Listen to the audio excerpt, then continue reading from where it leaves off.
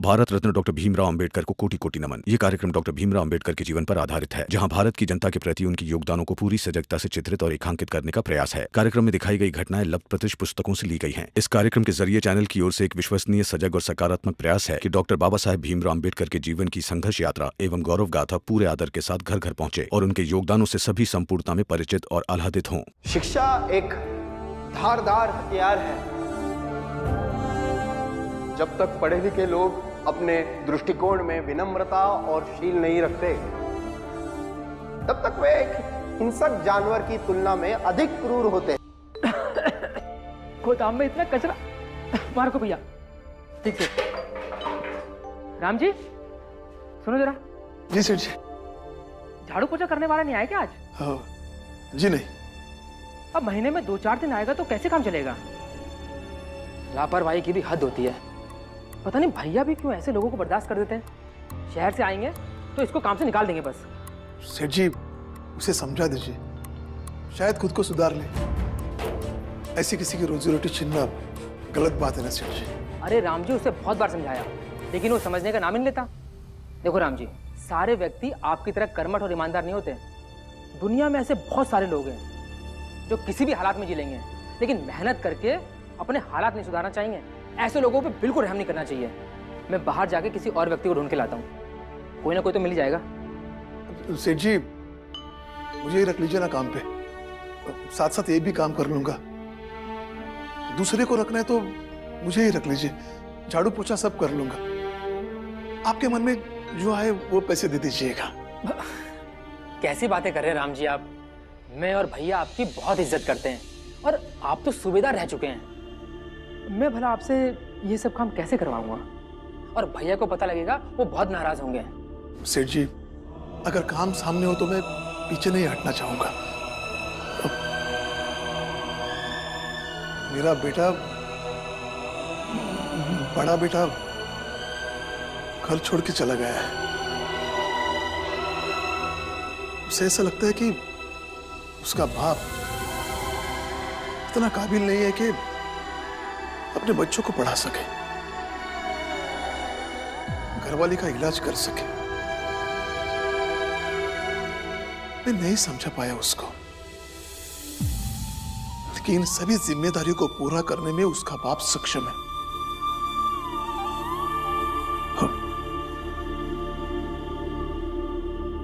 सब कर लूंगा सेठ जी, मैं सब कर लूंगा।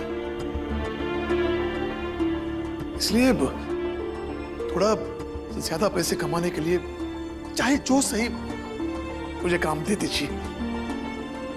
मैं आपका ये एहसान कभी भूलूंगा नहीं।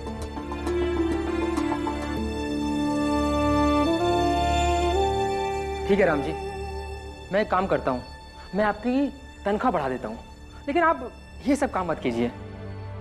देखिए आपको तो पता ही है, मेरी और भैया की नजरों में आपका दर्जा बहुत ऊंचा है। आप ये सब काम करेंगे तो हमें अच्छा नहीं लगेगा। फिर नहीं चाहिए सेठ जी, मुझे काम चाहिए, दया नहीं। आप किसी और को ढूंढ लीजिए, क्षमा कीजिए।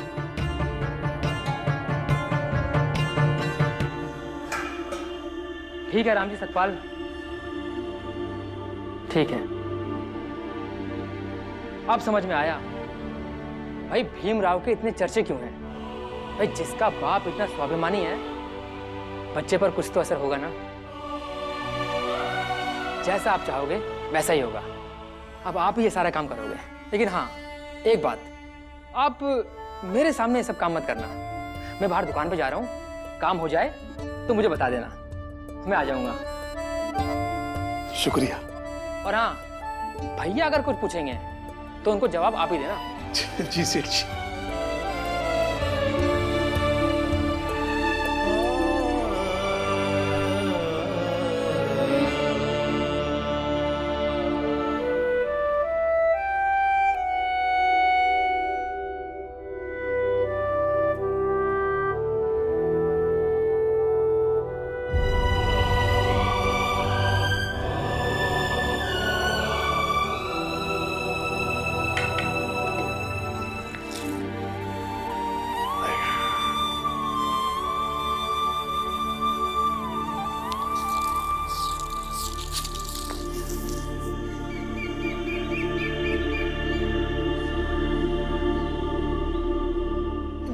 लायक कुछ काम है तो बताना। नहीं नहीं, काम भी नहीं है, चुप जा।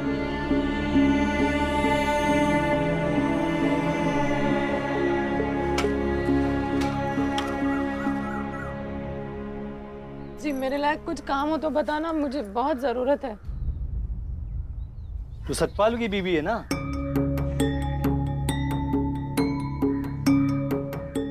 देख, घर के अंदर का तुझे मैं कुछ काम नहीं दे सकता, तो क्या काम दूं? जी बाहर का जो भी हो, कुछ भी दे दीजिए। गोबर उठा के दूर खेत में फेंकना होगा। अम्बेडकर जी का जंगल वाला खेत है ना, उसके पास मेरा खेत है, फेंकोगी? जी हाँ, फेंक दूंगी। चलो ठीक है, पीछे गौशाला है, सुबह शाम रोज गोबर उठा के मेरे खेत में फेंक दिया करना। जी बहुत उपकार है आपका। चल जा। जितने दिन जिंदा रहूंगा अपनी पूरी ताकत से मेहनत करूंगा। बाला बेटा, आज नहीं तो कल तुम्हें एहसास होगा कि तुम्हारा बाप एक क्षण के लिए भी कभी कमजोर नहीं पड़ा। मेरे परिवार के लिए मुझसे जो बन पड़ेगा मैं करूंगी।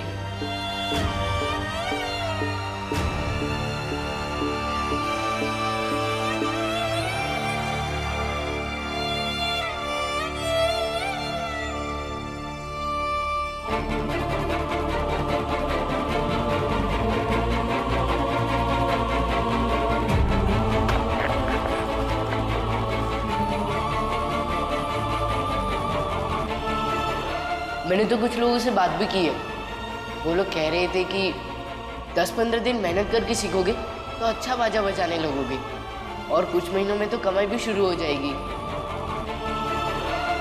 इतने पैसे तो है कि ये महीना चल जाएगा। कल से बाहर जो चाय पीता हूँ वो चाय पीना भी छोड़ दूंगा और थोड़े पैसे बच जाएंगे। लेकिन मुझे जीवन भर इस बात का अफसोस होता रहेगा, मेरा सबसे बड़ा बेटा पढ़ाई कर नहीं पाया। घर पे रहूंगा तो बच्चों को ऐसा लगेगा कि मेरे पास कुछ काम नहीं है। इससे बच्चों का मनोबल कमजोर पड़ सकता है, और बाहर जाके काम भी तो ढूंढना है ना। मैं ना वो जो बाहर चाय वाला है ना, उसके ठीक सामने अपनी चाय की दुकान खोलूंगा।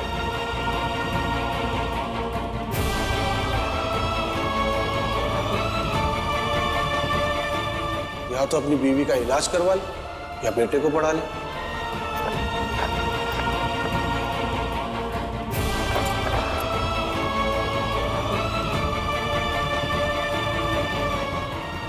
की खुशी पहले और शादी बाद में। भाई, फीस जमा करने के लिए पैसे नहीं थे, और आपके पास भी अभी पैसे नहीं है ना, इसलिए पैसे कमाने पड़े।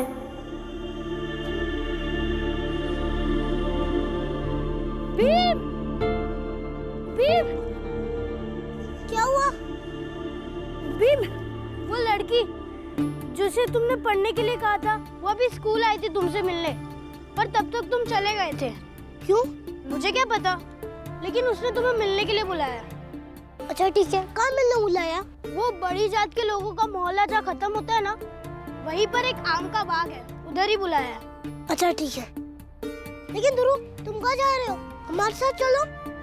मैं कुछ काम से जा रहा हूँ, तुम जाके पहले मिल के आओ, तब तक मैं भी अपना काम खत्म कर लूंगा।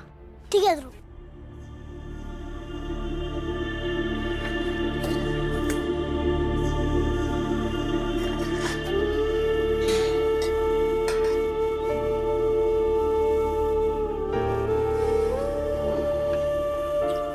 जी हो गया, आ जाइए।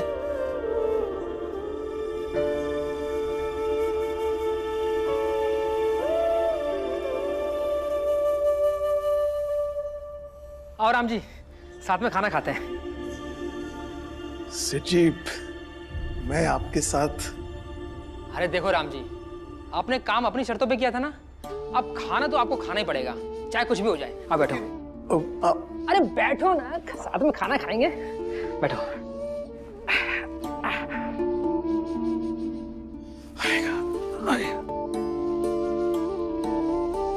साथ में खाने का अलग ही मजा है।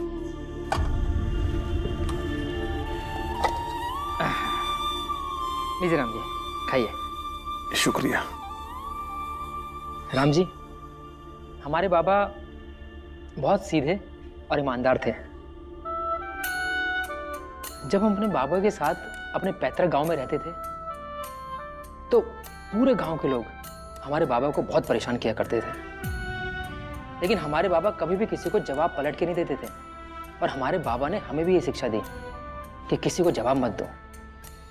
बस यही सिखाते सिखाते हमारे बाबा इस दुनिया से चल बसे। और जानते हैं राम जी, उनके जाने के बाद गांव के ऊंची जाति के लोग हम दोनों भाइयों को भी बहुत परेशान करने लगे। और एक दिन गांव के कुछ ऊंची जाति के लोग हम दोनों भाइयों को अकेला समझकर हमारे पास आए और हमें बेवजह मारने लगे। हमें बहुत गुस्सा आ गया और हम दोनों भाइयों ने भी उन्हें बहुत मारा।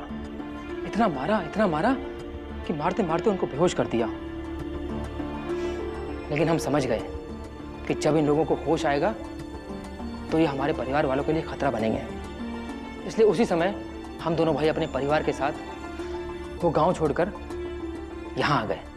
और हम दोनों भाइयों ने कसम खा ली कि जितना हो सकता है उतना झूठ बोलेंगे, लेकिन ये दुनिया वालों के लिए अच्छा नहीं बनेंगे, वरना ये लोग हमें जीने नहीं देंगे। इसलिए हम दोनों भाई जरूरत भर स्वार्थी, बुरे और चालाक बन गए। और देखो आज हम लोग कैसे जी रहे हैं, बड़े आराम से जी रहे हैं। लेकिन राम जी, ऐसे में आज तक मुझे एक बात समझ नहीं आई कि कौन सा तरीका सही था, हमारे बाबा का तरीका या फिर जीने का हमारा तरीका। आपके बाबा की तरह हर चीज को बर्दाश्त करना भी गलत है, वही आपकी तरह झूठ और हिंसा का सहारा लेना भी गलत है। एक गलत चीज से छुटकारा पाने के लिए दूसरे गलत तरीके का सहारा लेना ये किसी भी सूरत में जायज नहीं है ना सेठ जी।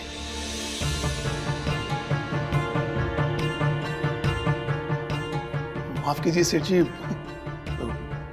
बात निकली तो सच मुंह पे आ गया। कोई बात नहीं, कोई मुंह पे बोलने वाला भी होना चाहिए। खाना खाइए।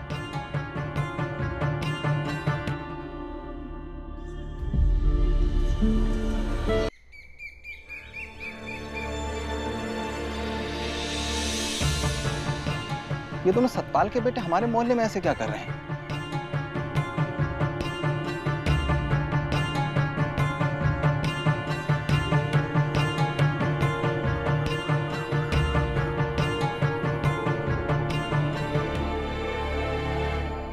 भीम, बात तो यही है पर वो दिख नहीं रही है।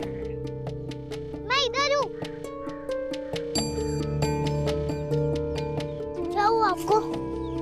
भीम, मैं किताब लेकर पढ़ने गई तो बाबा ने मेरी किताब फाड़ दी और मुझे भी मारा, आई को भी मारा। अब मैं क्या करूँ, कैसे पढूं? तुम ही कुछ उपाय बताओ ना भीम, मैं पढ़ना चाहती हूँ।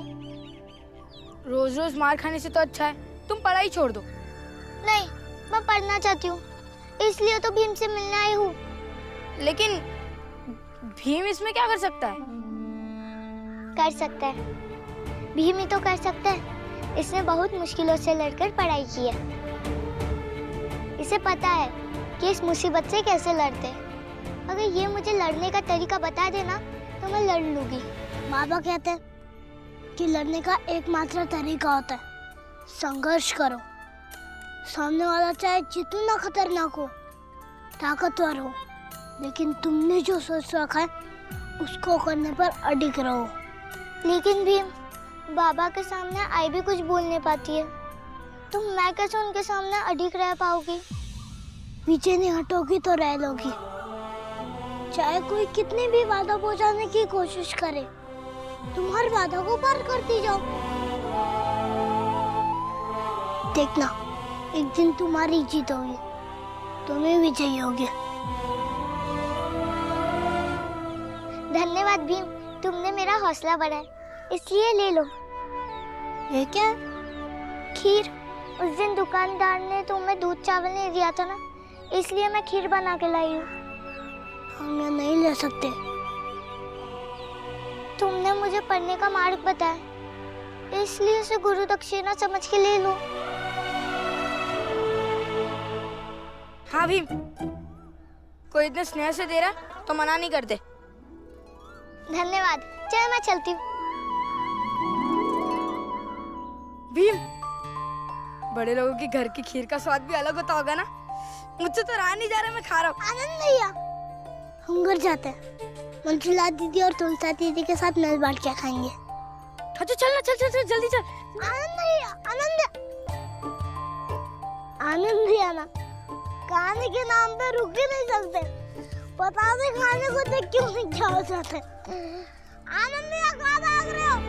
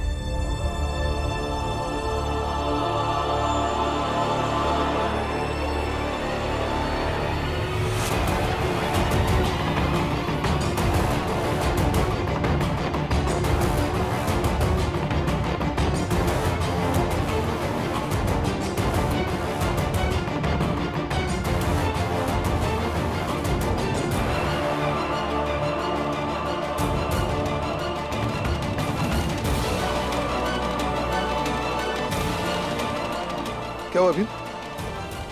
तू इतना डरा हुआ क्यों है? बाबा, ये लोग कौन है और ऐसा क्यों है? बाबा बताओ ना, ये लोग ऐसे क्यों हैं? क्या बताएंगे तुम्हारे बाबा? हमें देखकर मत डरो। हम तुम्हें देखते ही पहचान गए और जिस तरह से तुम हमें देखकर डर रहे थे, हम समझ गए कि तुम्हें अच्छे से समझाने की आवश्यकता है कि हम कौन हैं और ऐसे क्यों हैं। इसीलिए हम भी तुम्हारे पीछे पीछे भागे। देखो भीमराव, आज हम ऐसे हैं, कल कोई और ऐसा होगा। वो तुम भी हो सकते हो। हमसे ऐसे मत भागो। इसे तुम अपनी समाज की सच्चाई समझो। हमारी जगह तुम या तुम्हारे बाबा उस ऊंची जाति वालों के गली में जाएंगे तो उन्हें भी ऐसा ही जाना पड़ेगा।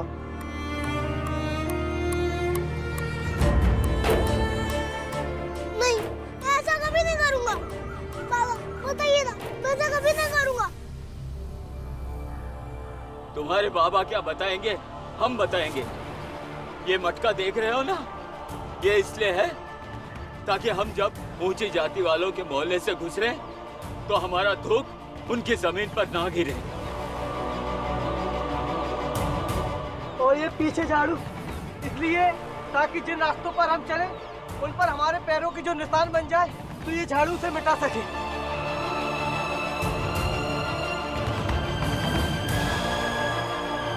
याद रखो भीमराव, कल को तुम वहां से गुजरोगे तो तुम्हें भी ऐसे ही जाना पड़ेगा। नहीं, मैं ऐसा कभी नहीं करूंगा।